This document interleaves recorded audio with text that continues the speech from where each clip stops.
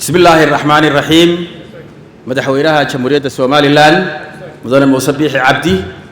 وزير كاربها الدبدة عيسى كيد وأروهم بليين أيوه وكسر على شقادة هرجيسة نيرولوجي وأنا ورئيس يقولنا عن كقاعدة مركفري ماشى أنا رجيلي مكانات كسر على دونتو مريكان كا يا هارفارد يونيفرسيتي تحرير كذا أنا هاي إن الهاي كوجوليو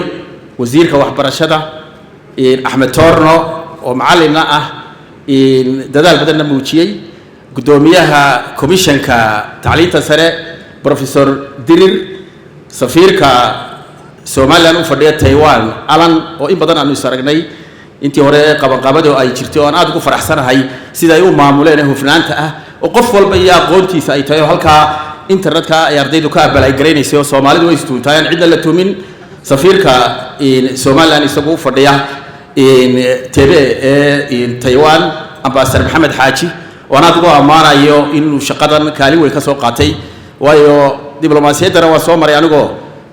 waxay ku xidhantahay wax waliba qofka halka jooga safaaradda inay iska fadhiyaan u maahe qofku waa inuu la yimaado creativity iyo guud ahaan ardada iyo waalidiintaba assalaamu calaykum waraxmatullaahi wabarakaatuh aniga laba ereyo bay banaan oo de waalid baan ku hadlayaa maanta ina aan umma naqo oo aan idin mahad naqo anagoo waalidiintii ah in xukuumadda oo madaxweyne Muuse Biixi madaxda u yahay iyo cid kastoo ka soo shaqeysay iyo si gaar ah dalka Taiwan oo aan arko in scholarship kan yahay kii ugu horeeyay ee tacliin sare ah inkastoo Ethiopia markii hore ay sii jirto aan aad ugu mahadnaqayo lafaantooda dal jaaro aan la ilaawo in ay tahay laakiin Taiwan waxay tahay ila PhD ila inta oo aan rajaynayo in ay sii socoto oo waxa lagu hormarana waa tacliinta waliba anigu 3 jeer baan ku baxay barkii dawladda Soomaaliya ay jirtay qof kasto halkan fadhiyana rag halka fadhiya madaxweynaha waxay ku bixi jireen scholarship iyo tababar dawladda bixiso marka waa waxyaabaha ugu fiican because waa laga warhaynaya marka kaliya tagto iyo marka aad dawlad ka tirsan tahay waxa weeyaan inta waa laga warhaynaya jaamacadaha iyo nasiib wanaagna qoladana waxay u heleen inay safaaradda Soomaaliya halkaas ay ku leedahay marka waan u mahadnaqayaa waxaan kale oo ardayda aan kula sii dardaarmaya waxa idinka horeeya hadda waa bilow jid ayaa ku jirteen markii hore dalka gudihiisa oo kolba ceenayseen halka looga soo wareegay halkale aad garanayseen laakiin marka waxa tigaysaan meel cusub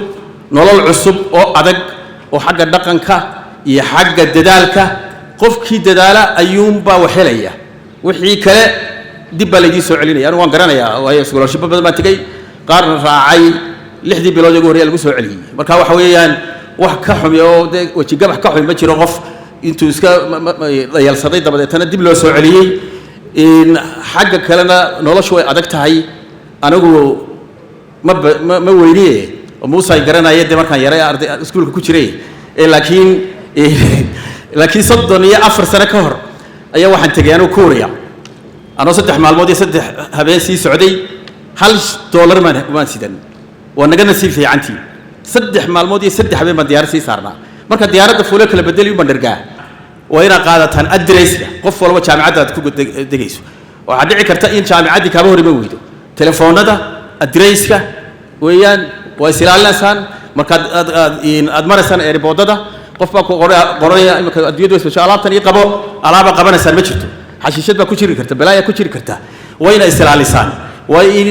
aad iyo aad u digtoonataan aniga yarteeda ku jirto imkaan ku lahaa waxaas way dhamaadeen hadii gudaha lagu ridan waxa qof uu kaaga baxana dawlad daldelaya marka hawl adag bay sugaysa marka wax ka soo barta wax kaga kaalaya aad baan u mahadsantii